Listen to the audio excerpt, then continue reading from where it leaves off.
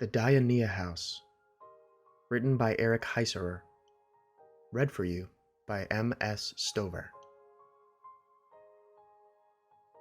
Correspondence from Mark Condry, September 6th, 2004 to October 1st, 2004. October 7th, 2004. Jennifer, friends, and family of Mark. As promised, here are copies of the correspondence I received from Mark over the course of the last month. For the most part, I have merely copied and pasted them from my email application. As you'll read, he requested this in hopes that you'll better understand why he did what he did. I made this site because it's the most efficient way to share Mark's emails with all of you. I'm not advertising this to anyone, but I do think it would be wise to pass this URL along to anyone who may help with the investigation. As I collect more information from various sources, I'll update this site to keep it an accurate record. I'll have that link at the end of the series as well. If you need to speak with me, Jen has my number. Thank you for your patience, and again, I am profoundly sorry. Eric. From Condry Mark. Date: Monday, September 6th, 2004, 8:17 a.m. Subject: an old friend. Eric, hey man. It's Mark from Houston. The Saturday Night Gang? Feels like a long time ago, doesn't it? I found your email from your website. Looks like you're out in LA now. Cool. I remember telling you you should be out there doing the California thing. You still with Connie? I'm in Dallas now. I met someone who works in my building. We've been seeing each other for 2 years now. Listen, the reason I'm writing to you out of the blue is because I got this newspaper article in the mail. Maybe you got one too. It's about Andrew. You remember Drew? Travis would pick him up most of the time. Messy hair. Sort of the fanboy type. I didn't remember his last name until I got this thing, and now it's really disturbing me. Do you know what happened? Did you hear about it already? Let me know if you have some time to talk. I can call you, or you can call me if that works better. I'm gonna see if I can track down Travis and Dave. A quick search didn't seem to turn up any leads, but maybe they just don't have websites. If you still talk to either of them, let me know. Thanks. Mark. From Condry Mark. Date: Wednesday, September 8th, 2004, 7:44 a.m. Subject: an old friend. Eric, thanks for quick reply. I didn't mean to sound cryptic in my first email. I'm just reluctant, I guess. I hadn't really seen or thought about Andrew since he stopped showing up for game night, and that was 5 years ago. That was about the time we all went our own ways, back in 1999. You moved out west, I moved up to Dallas, etc. So when I got this article in my mailbox, it caught me by surprise. And yeah, I'll transcribe the thing for you. I wasn't sure if maybe you were the one who sent it to me. I'll put it into this email at the bottom. I remember him. He was never the kid with the idea. He was the kid who agreed with yours. Slowest to get the joke, usually laughed the longest. That's Andrew in a nutshell, yeah. At least that's how I remember him. He got on my nerves sometimes, but damn if he didn't love being part of the gang. He'd ask me for some poker chips on card night or borrow dice from my bag, that sort of thing. Whenever we played Tecmo Bowl on your Nintendo, he always wanted to be on my team, which would have been fine if he was any good. I haven't heard from Travis or Dave in years. They fell off the radar about the same time you did. None of us made much attempt to stay in touch. It was just one of those things. That's okay. I wasn't trying to point fingers. It happens. But I was hoping you had already heard about Andrew, like you'd gotten a copy of the article. I still haven't been able to get a number or email for Travis or Dave. Maybe they know more about this than we do. Andrew usually hitched a ride with Travis most of the time. It was on the way home for Travis. Didn't Andrew live with his mom? Like, in an apartment? And his stepdad was a real estate broker. Had that one house way out past Highway 6. You remember that? Andrew was scared to death of that house. Here's the article. There's a photo of Andrew with it. Looks maybe like his driver's license photo. Still had messy hair. Gunman shoots 2.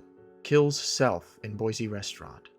Diners at the roadside breakfast cafe on Interstate 84 fled to the parking lot in a panic yesterday afternoon when a man entered and began shooting patrons inside, killing 2.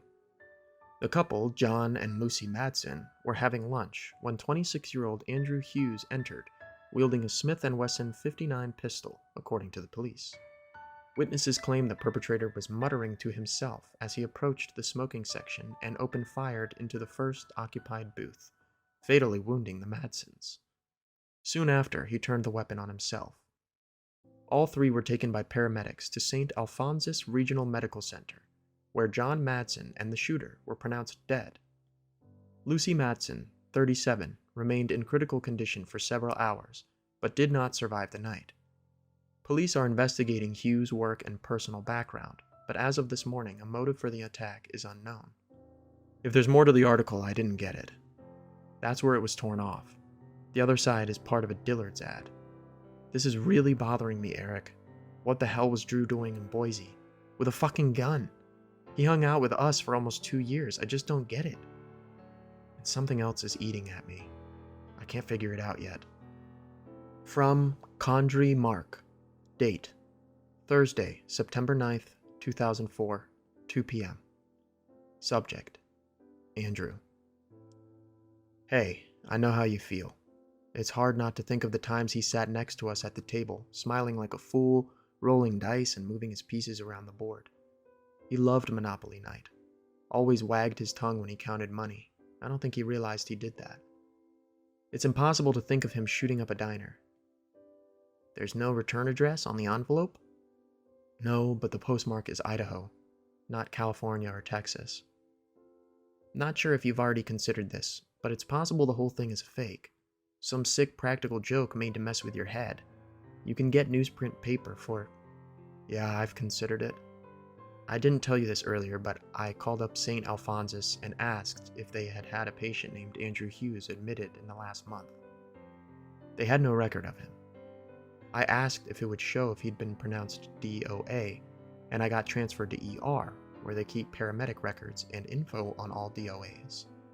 They have him listed. He showed up on August 28th, died of a gunshot wound to the head. Pronounced dead by ER residents at 3:14 p.m. I asked for some contact info, like a phone or address where he might have been living. I got brushed off, told to call the police for that stuff. The hospital wouldn't give out any personal info, at least not without some signatures. I haven't called the police yet. That's probably the next step. Glad to hear that you and Connie are going strong. Sorry to sort of dump all of this on you. I just didn't know who else would care to listen. I'll write if anything else comes of this. At this point, I'm thinking maybe Drew's mom sent it to me. Maybe Drew kept track of me when I moved to Dallas and had my address. I'm listed in the book. That would explain the logistics part. I'm overthinking things. Take care. Mark. From Condry Mark. Date: Friday, September 10th, 2004, 3:11 a.m. Subject: Thoughts and concerns. Hey again.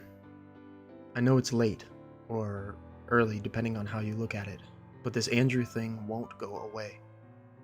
I finally realized what's eating at me and I need to spit it out. Do you remember what went on just before Andrew stopped showing up for game nights at your place? I do. He was gone for 2 weeks because he had to house sit for his stepfather. Mom and stepdad went on a big vacation every summer for like 10 days, and Andrew was just expected to stay behind. He usually just stayed at his mom's apartment, but that year, he was asked to mind that house his stepdad owned, the one out in that old rich subdivision west of Houston. Maybe the guy had a bunch of houses. He was big on real estate, wasn't he? The guy had inherited this dog from one of his clients. Somebody who moved out and didn't want to take the dog with them. I want to say it was an Australian Shepherd. Do you remember any of this? Andrew talked about it the weekend before. Dog had behavioral problems, whined, barked, scratched at the door, pissed on the carpet. Didn't want to be inside, always wanted to be outside.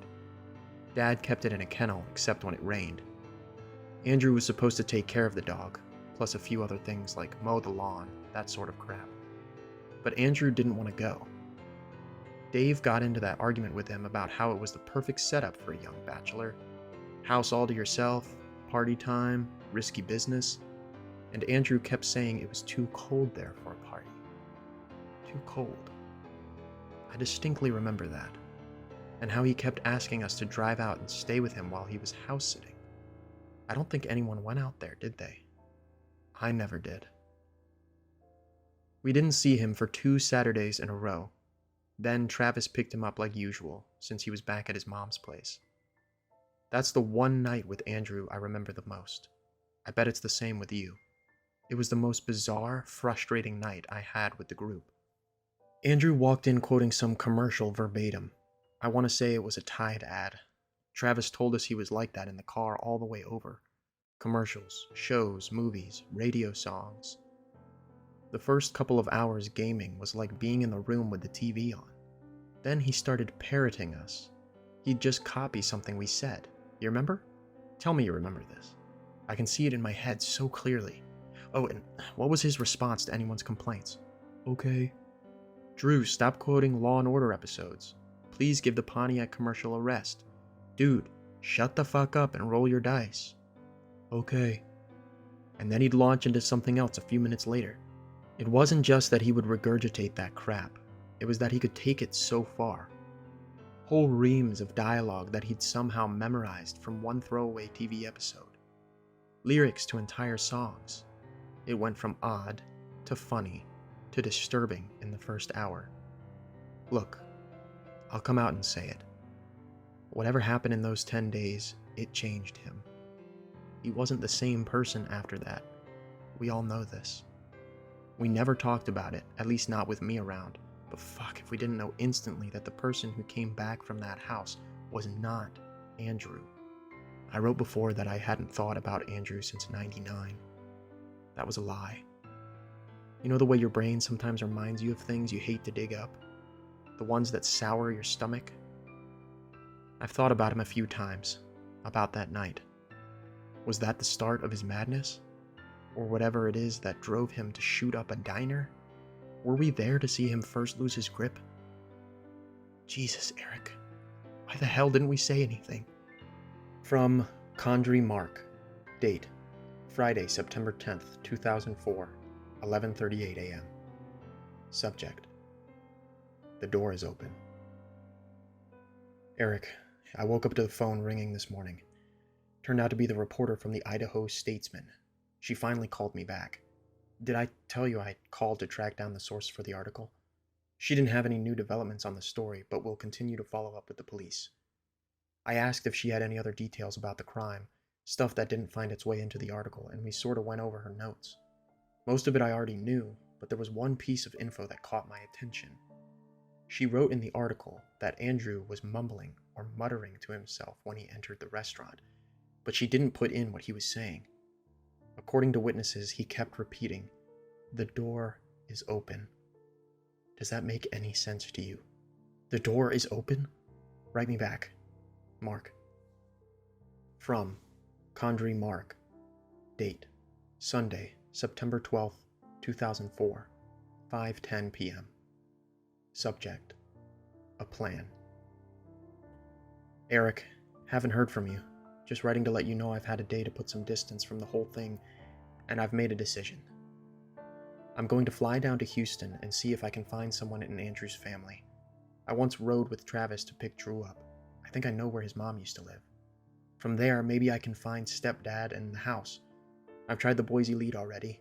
I called the cops and got more questions than answers, and now some Lieutenant Perez plans to call me back in case he needs some more testimony from me. Like I know anything. Apparently Andrew was living alone in a rental up there, working at a Blockbuster Video.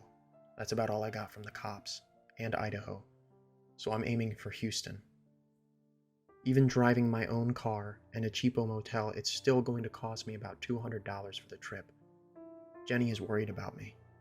She'd rather I stay and pretend the police will figure this out on their own, but I have to go down there, Eric. Here's why. I think Andrew was afraid of that house for a reason. Whatever that reason was, during those 10 nights, something emptied him, gutted Andrew like a fish. It yanked out whatever he was inside, or shocked him into forgetting it all away. He was hollowed out. To fill the void, he absorbed any input he could find: television, radio, conversation. soaked it up and presented it as Andrew. He could walk and talk, and he wasn't injured. Not physically. But he wasn't the same either. There's a gap I need to fill in my head, like the time in that house. I have these pieces of Andrew that don't match. I need something to match. Hell, I'll feel better if something will just make sense. I won't ask you to fly down and join me, but I could use your help all the same. I have some questions you might be able to answer. Please call me or send me a note if you know any of these. My phone is removed. Eric. What was the stepfather's name? First or last? What was his mom's name? Was her last name also Hughes? What was the name of the subdivision where stepdad's house was? I think Andrew mentioned it. I hope I haven't freaked you out too much with my crazy talk. I know it probably comes off sounding absurd, some of it. Or maybe not. You were there for some of this. If you really think I'm off my noggin, tell me. By all means, tell me. Hope to hear from you soon. Mark. From Condry Mark. Date: Monday, September 13th, 2004, 8:22 a.m. Subject: a plan. Eric, thanks again for calling. I got your emails as well, and it mentions a few things we didn't discuss over the phone, so I want to add a comment or two. What I remember was what Travis told us, that time he went to pick up Drew and had to go up to his room to get him. That was the last time Drew gamed with us. Travis went upstairs to his room and the kid was pacing back and forth by his bed. Everything was all neat and tucked in, but the carpet was worn in a line where Drew was pacing. Like, it's all he did. Yes, I remember this too.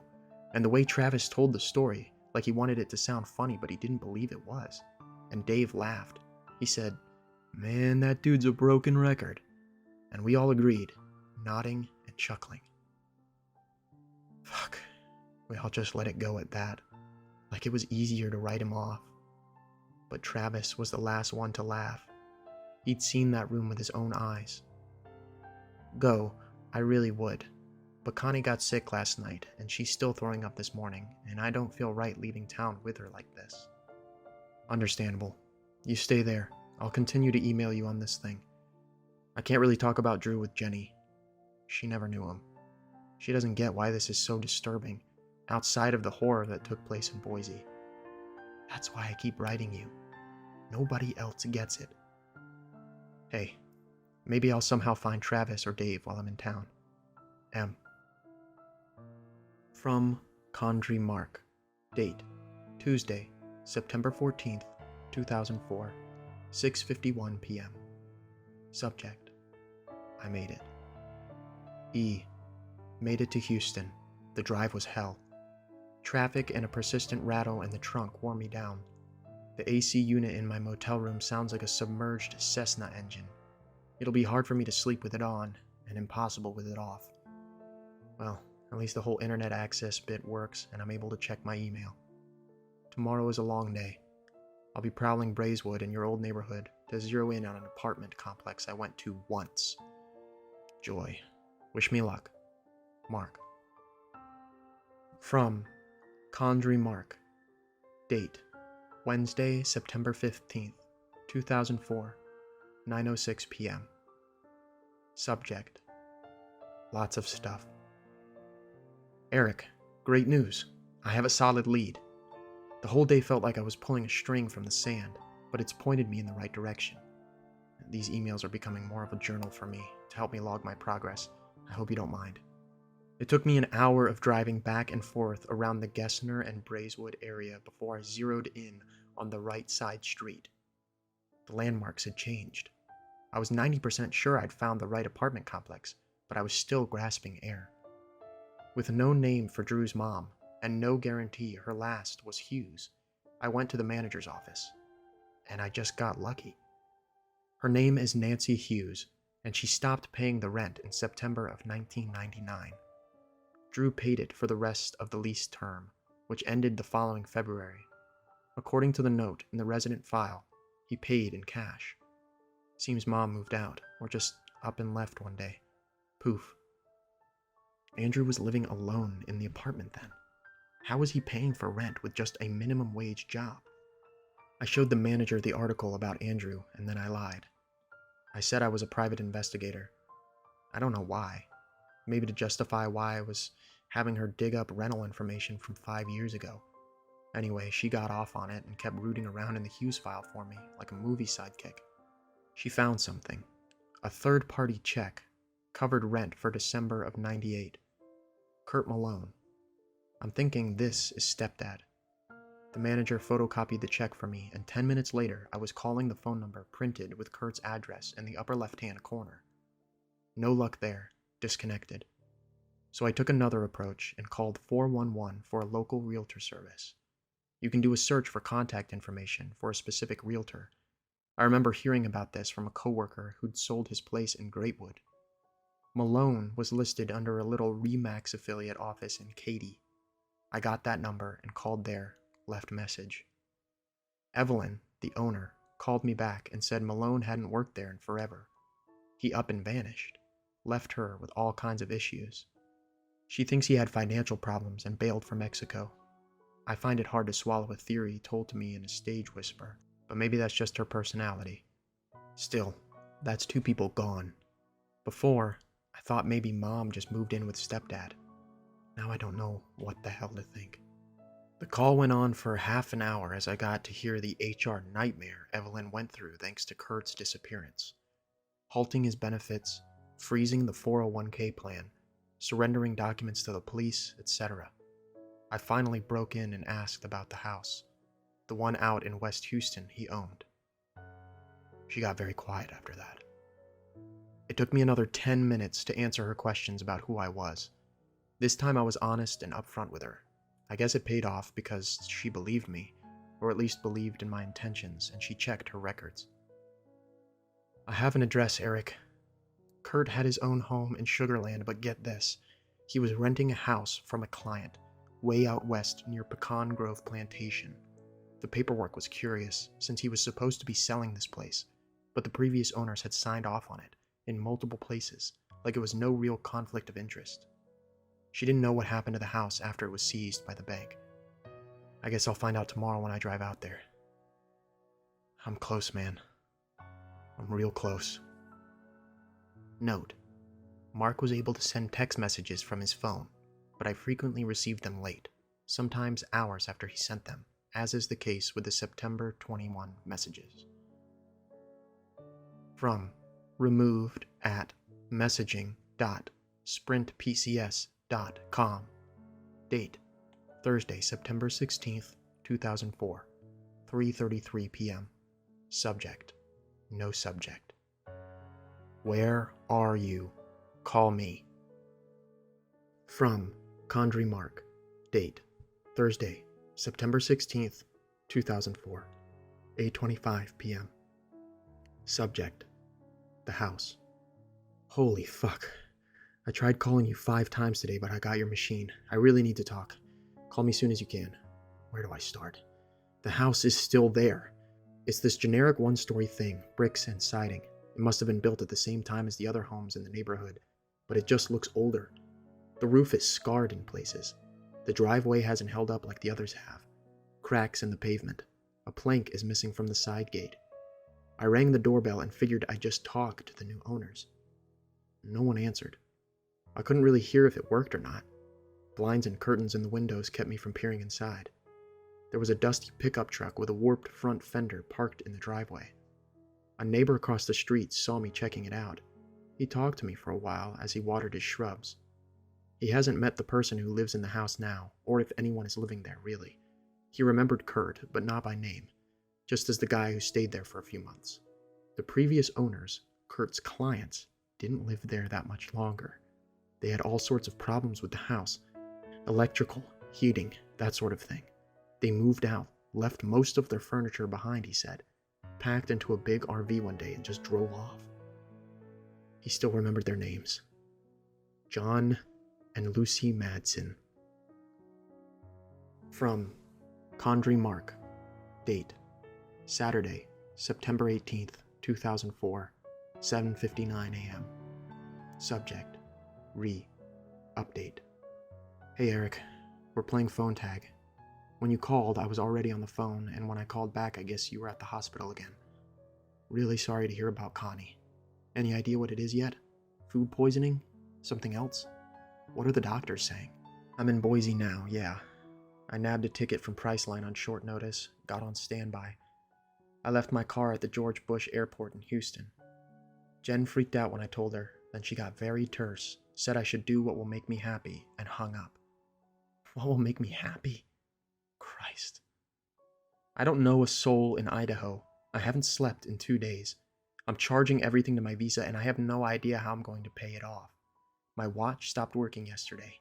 I've got this weird ringing in my right ear. It comes and goes, annoying as hell. I'll tell you what will make me happy. Closing my eyes and not seeing Andrew staring back at me. What are you going to do once you get there? Do you plan on telling the police the Madson connection? Do you think the Madsons left something in the house that drove Drew nuts and he killed them for it years later? Seriously, this is fucked up. Yeah, I don't know what to think. Right now it's just a connection. They lived in the same house. The Madsons were there for 4.5 months, and Drew was there for 10 days. I have no idea what it means. I'll email you when I figure something out. Feel like I should pass this along to some people, like to get you some help out there, or bring in the feds or something. I don't know if anyone else has managed to make the connection you did, and it's an important one to the case. Can I forward your emails and contact info to someone? I was thinking about that, because I was going to ask you to do that for me at first. But now I don't think I'll get the kind of help I need. Let's face it, there are enough unexplainable pieces to this thing. I'm going to get 2 kinds of interest, nuts and skeptics. I wouldn't mind so much the skeptic, except I get this vision in my head of some guy calling Jenny, calling my parents, calling my boss at work, looking to paint the picture of a guy who's lost his mind after hearing that his dead friend went nuts. I really haven't been totally honest with Jenny or my supervisor at the office because this is not something you can easily explain. I've been calling in sick to work. I told Jen I had to go to Boise to attend a pseudo-wake. I don't want that to bite me in the ass while I'm looking into Andrew's past. Here's what you can do for me, though. You can hold on to this stuff, as evidence or whatever. If something crazy happens, and I'm in trouble, use this to explain the situation for me. Forward my emails to my friends or my family. Maybe if they read them, they'll understand what I'm going through. I know you didn't mean to inherit this job. I'm sorry to make you do it. But I really appreciate the help. Mark, in Potato Land. From Condry Mark. Date, Monday, September 20th, 2004, 10:13 a.m. Subject, new lead. Update. I called the hospital, the one where Andrew was taken back in August, and asked some pointed questions about where Andrew's body went. Who picked it up? Did a relative or friend show up? The answer was no. But he was tagged with John and Lucy, and I kept demanding some sort of lead, so the intern gave me the names of the relatives who were called in to confirm the IDs of the Madsons and to arrange for funeral home delivery. John's cousin lives out here. I'm about to head out and meet Greg Archer, the cousin, and his wife. I'll write again from the hotel. M. From Condry Mark. Date, Monday, September 20th, 2004, 10:40 p.m. Subject, the Archers. Back. That was strange. I met the Archers. I know what you said last time I called. How I need to stop lying because it'll make it harder on me later, but I wasn't about to tell them I'm a good friend of the guy who killed Greg's cousin. I said I knew the Madsons when they were in Houston. I had some burning questions about what happened to them, as I claimed they practically dropped off the map when they left town. I hadn't heard from them since. Greg did most of the talking. His wife Helen was pleasant in that stiff smile way, but she found ways to interrupt my chat with Greg and remind him of other things he needed to get done. The more she did it, the more I encouraged Greg to keep chatting. The Madsons, as he tells it, had a long future planned in Houston. John got a transfer to Schlumberger Oil and looked forward to settling down. Then things started to go wrong after they moved in. Just little things that piled up. Their car kept getting flat tires. Lucy broke her ring finger while futzing with the dishwasher. Trouble getting mail. Their phone got disconnected when they didn't pay the bill for 2 months, a bill they never got, that sort of thing. Finally, something happened. Greg doesn't know what. It was enough to get them to put the house on the market. That same week, John sold all his company stock, gutted his 401k, quit his job, and put everything into a big RV. He and Lucy drove off in their new motorhome and never looked back. They'd been driving around the country the last 5 years, nomadic. Lucy got pregnant in 2002 but miscarried. They still kept on the road. Greg thinks they would have just kept driving through Idaho if the RV hadn't broken down with an AC problem. Greg says John called him up out of the blue and asked if he and Lucy could stay over. Greg made the guest room upstairs, and he and Helen welcomed them in their house for a week. This was right before the shooting. Here's where it gets stranger. Greg took me up to the guest room and pointed to some spots on the carpet, right in front of the closet door. Furniture footprints, like something had stood there. Greg says it was the dresser, the one against the opposite wall. They barricaded the closet door for the duration of their stay. It was the strangest thing. He also noticed they kept the bedroom light on around the clock and bundled up with the spare set of woolen sheets for the bed. Greg never found the right way to ask a number of questions. I think he felt a little better talking to me about it. I'm not his cousin, but I'm someone who listened to him and agreed it was bizarre. I left Greg and Helen's not feeling any better. I feel worse now. I ache the way you're sore right before you get really sick. I'm trying to put things together, I really am. I have to go to the police now, don't I? I'll go first thing in the morning, I promise, Eric. From Condry Mark. Date: Tuesday, September 21st, 2004, 2:21 a.m. Subject: no subject. Hey, I just saw this thing on Discovery Channel, probably a rerun. I bet you can catch it sometime. All about natural predators and stuff, wild things. Yeah, I'm up watching TV since I can't sleep. Anyway, they had this thing on the Venus flytrap talking about how it lures the curious insect to its lip, and then these invisible hairs or something sense when one of the suckers lands on it, and wham! Swallows the bug. Just like that. Later on, it spits out the skeleton of the fly and waits for the next victim. Some types of flytrap plants emit this odor to entice more food, says the voice on the TV. The fancy name for them is Dionaea muscipula. So I wonder if that's all this is. This whole thing with the shooting and the anonymous article and Houston and the footprints on the carpet. It's all to get me into the Venus flytrap. Only the scent isn't sweet sap, it's guilt. Guilt over all those times I was around Drew and didn't do anything, you know what I mean? And I'm flying all over the fucking country and my head is buzzing and I think I'm getting close to the truth, but really I'm tickling some invisible hair and the ground is about to fold up on me and swallow me down into that place where Nancy Hughes and Ken Malone went. I'm gonna go take some sleeping pills. I hope Connie is going better, man. I miss Jen. She has a way of making me feel like I'm home just by being around her. I'm tired of motels. I'm sorry, Eric. I'm so sorry. From Condry Mark. Date: Tuesday, September 21st, 2004, 12:15 p.m. Subject: where Andrew stayed. Eric! Bingo! I went to the police and asked to talk to Lieutenant Perez. Instead, I got Detective Sokoloff. He said he was working the Hughes case now. I'm more inclined to think he was just running interference for Perez in case I was a wacko. Anyway, I told him about the Madson connection with Andrew, to see if that would help. He said they'd look into it. Then he started with the questions about me, and I looked for a way to cut the chat short. Police stations make me uncomfortable.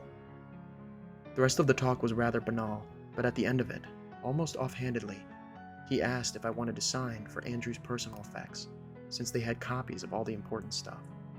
I said sure, even though it made me feel like they've already written off this case. Drew's been busy the last 4 years. He has driver's licenses for Kansas, Colorado, Arizona, California, and Idaho. Looks like he's stayed at friends' homes because none of the addresses printed on the licenses have apartment numbers. His Idaho license is just 2 months old, and it has the address of the rental home where he stayed. I'm going to drop by this afternoon and see what happened to his things there. Maybe there's a clue to how he knew where to find the Madsons, or why he shot them. Perez, or somebody, has done this already, I'm certain, but I'm not sure he looked very far. Wish me luck. Mark.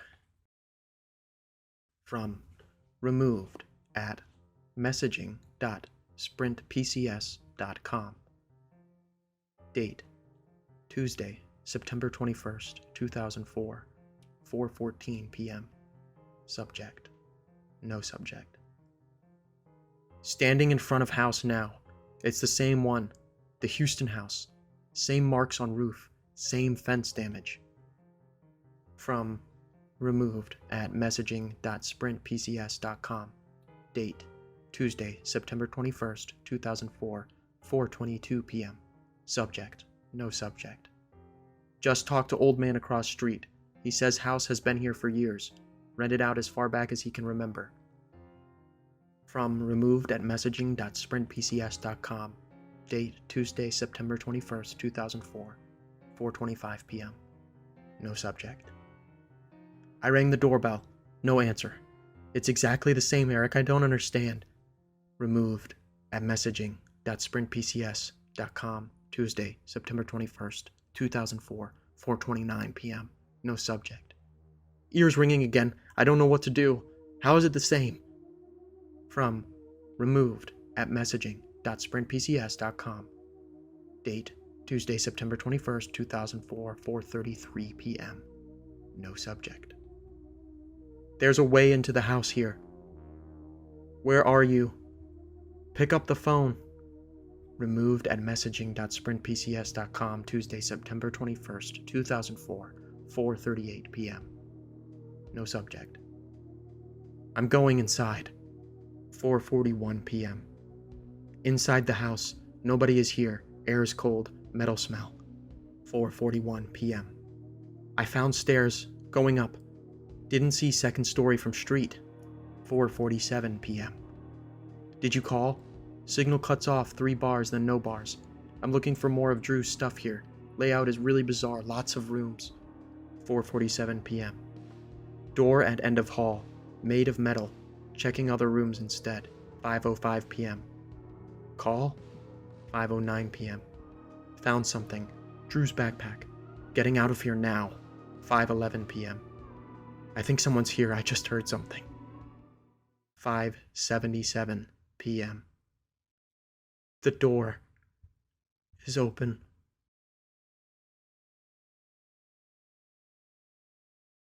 From Condry Mark. Date Monday, September 27th, 2004, 1:18 p.m. Subject for Thursday. Hello, Eric.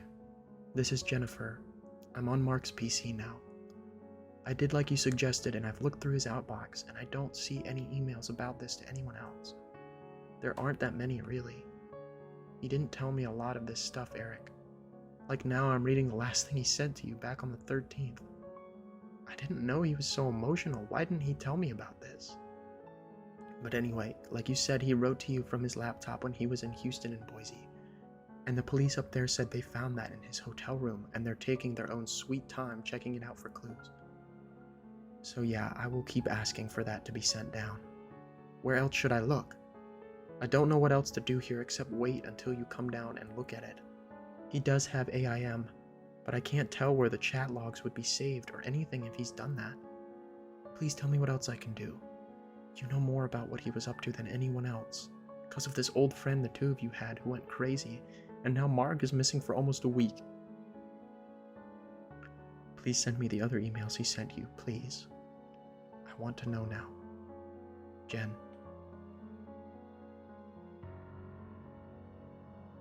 From Postmaster. Date Friday, October 1st, 2004, 1:30 p.m. Subject Undeliverable mail. Unknown user X. RCPT-2 generated following response. 550 unknown user. Original message follows. From x@x.x. Date Friday, October 1st, 2004, 12:47 p.m. Subject: no subject. Human arm and leg bones found on street. Scottsdale residents got a shock at the start of their morning commute when they found what seems to be human bones lying in the road on Sage Drive. Crime scene technicians arrived within half an hour and began to sweep the scene for more evidence that might help identify this human victim, or at least establish an approximate time of death. Police spokesman Daniel Swift said bone evidence alone isn't usually enough to determine identity or even cause of death. "These remains didn't just appear in the road. They were moved here," Swift said. "Therefore, we're asking any witnesses to contact the police with information that might pertain to what happened." No other evidence was found along Sage Street or in yards of neighboring homes. More on this story as it develops. Line break. Whoever you are, whatever you are, fuck you. I may not know you, but I can tell what this is, and I'm not fooled. Your Venus flytrap game won't work. I'll make damn sure to warn Jenny and others too, so nice try. But no one is falling for your bait this time. It stops here.